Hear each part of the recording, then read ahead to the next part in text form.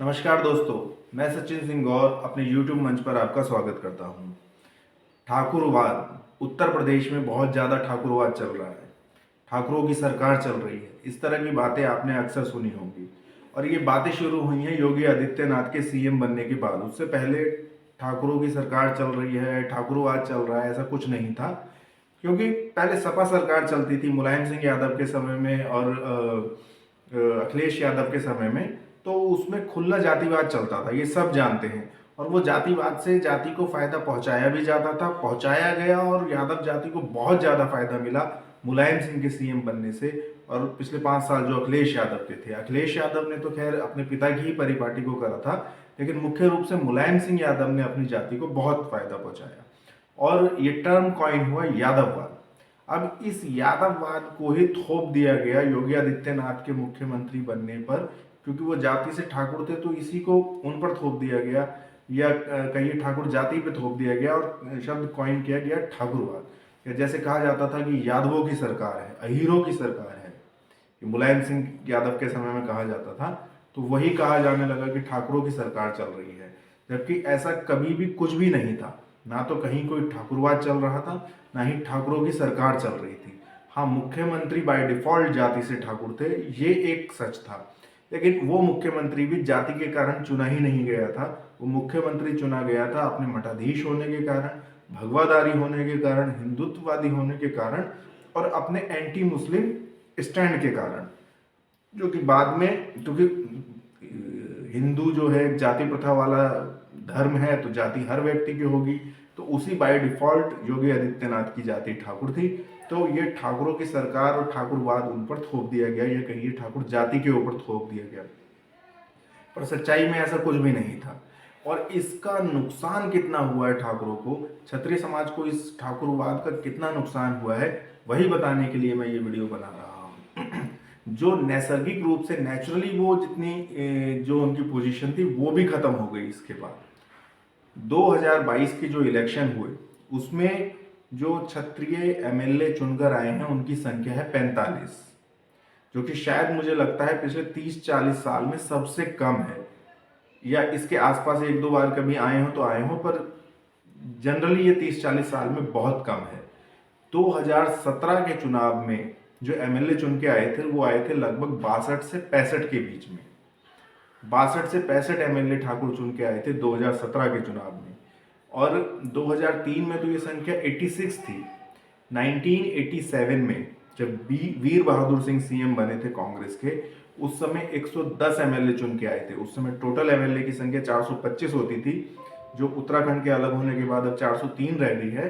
तो 1987 में 110, ये आज तक का रिकॉर्ड है ठाकुरों का कि इतने ज़्यादा एमएलए बन के आए। मतलब आपका ये 25% से भी ज़्यादा। वो प्रदर्शन कभी भी दोहराया नहीं जा सका, पर मेरे ख्याल से 2003 के इलेक्शन में 86 का आंकड़ा हुआ था।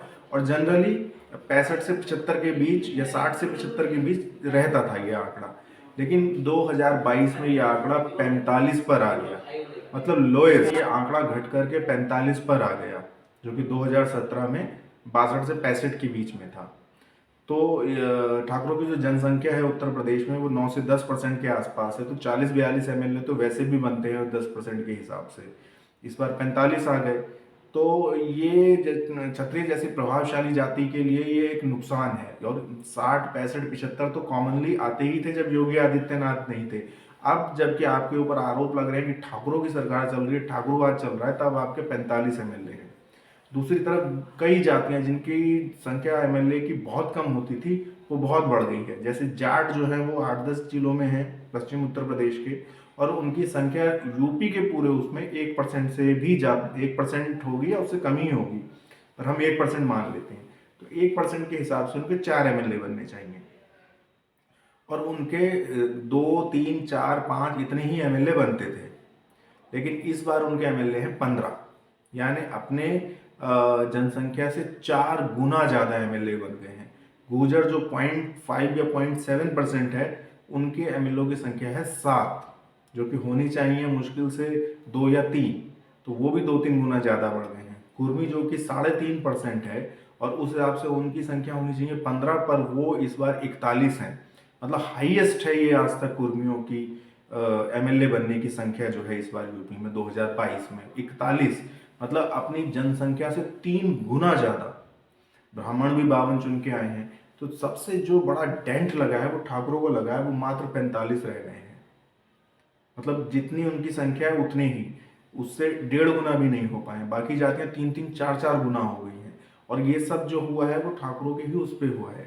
जैसे जाटों का मैं आपको बताता हूँ, जाटों को बीजेपी ने काफ़ी टिकट दिए और उन सीटों पे टिकट दिए जहाँ जाट और राजपूत लगभग बराबर संख्या में हैं, क्योंकि उन्होंने वो अंडरस्टैंड करते हैं उस सोशल फैब्रिकेशन को कि अगर राजपूत को टिकट देंगे तो जाट जो है वो तुरंत अपना पाला बदल करके जयंत चौधरी के साथ चले जाते हैं, वो बीजेपी को वोट नहीं करते।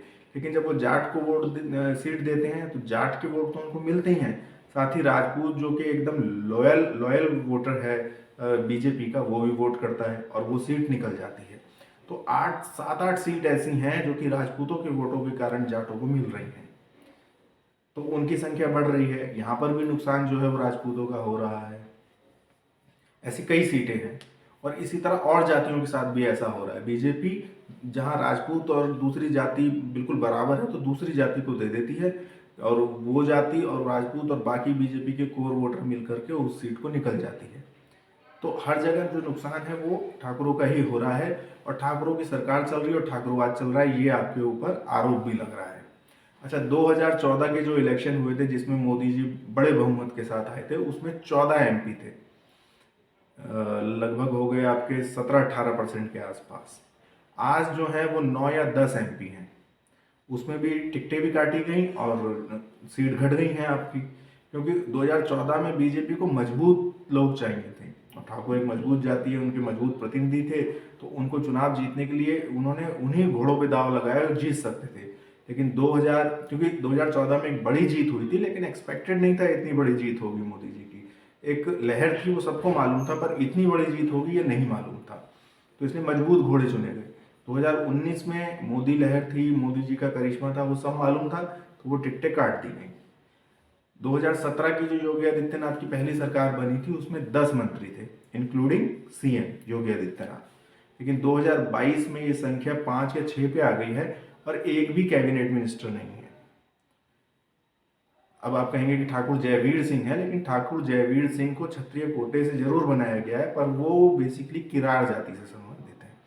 तो एक भी मंत्री भी नहीं है, आपके मंत्री भी घट गए, एमपी भी घट गए, एमएलए भी घट गए, और यही नहीं, संगठन में भी आपके पद घट चुके हैं।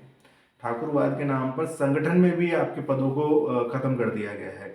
इसके अलावा डीएम एसपी के इतने ज्यादा न्यूज चलाई गई कि ठाकुरवाद चल रहा है, डीएम बनाए जा रहे हैं, एसपी बनाए जा रहे हैं, कि उनकी संख्या भी घट गई।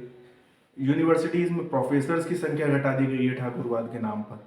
तो हर तरीके से आपको कट किया गया है इस ठाकुरवाद के नाम पर, जो असल में कहीं है ही नहीं।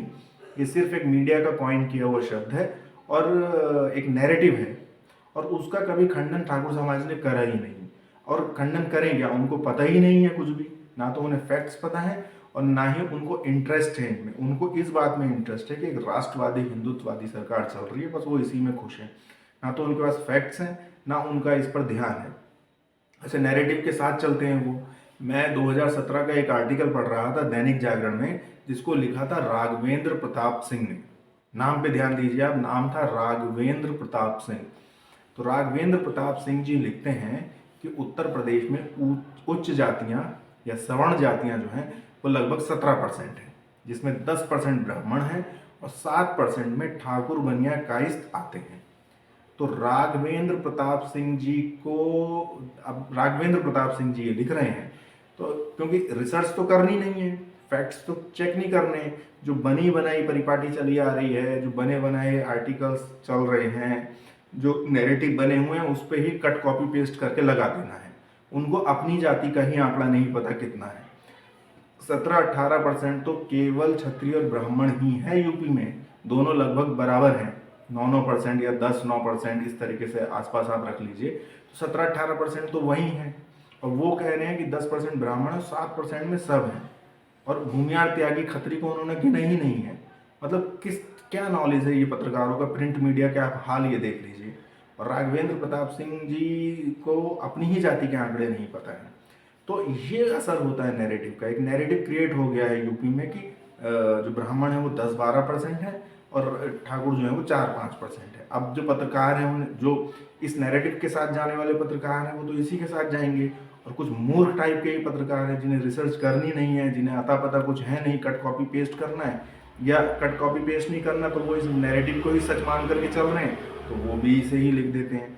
तो इसलिए नैरेटिव कॉइन किए जाते हैं। इससे हर तरीके से आपको नुकसान पहुंचाया गया है। एक मुख्यमंत्री जो कि ठाकुर मुख्यमंत्री है ही नहीं, हिंदू मुख्यमंत्री है, उसके नाम पर ठाकुरवाद का नैरेटिव कॉइन करके ठाकुरों को हर जगह से हटाया जा रहा है यूपी में, और उनकी स्थिति कमजोर की जा रही है। तो इस वीडियो में जो भी मैंने कहा है उसमें मैं बार बार कहता हूँ कि आप लोग इसको कमेंट कीजिए और शेयर कीजिए, क्योंकि ये वीडियो ज़्यादातर लोगों के पास जाने चाहिए। क्योंकि क्षत्रिय समाज एकदम सोया हुआ समाज है, उनको कुछ पता ही नहीं है, उनके पास फैक्ट्स ही नहीं है, उनको इंटरेस्ट ही नहीं है। तो ये जानकारियाँ उनके पास जानी चाहिए, तभी तो एक जागृति आएगी। तो इसलिए आप लोग इनको शेयर कीजिए, वीडियो को, इनको आगे बढ़ाइए। चाहे आप डाउनलोड करके कहीं पे शेयर कर दीजिए, लेकिन इनको शेयर कीजिए, कमेंट कीजिए और चैनल को सब्सक्राइब कीजिए।